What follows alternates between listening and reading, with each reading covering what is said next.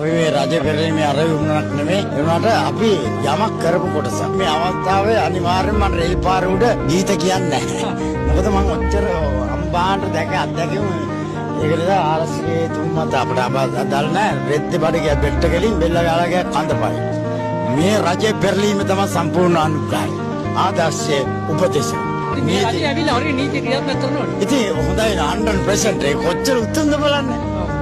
භූ කප්පර කාපමිනියා පඩකඩක් ගඳද්ද කියලා කිව්වා වගේ 71 වසරේ ව්‍යාපාරය තුල අම්මා තාත්තා බාප්පා පුංචි අම්මා නන්ද මාමා ඝාතන සමාජ උය තුල අරක්කු නෙමෙයි කැදවිව අයිස් පිව්වා කුඩු වැව්වා ටැබ්ලට් කෑවා අවුරුදු 50 මගේ තරුණත්වයට තත්ත්වෙන්න මත අවුරුද්දක් තියෙනවා.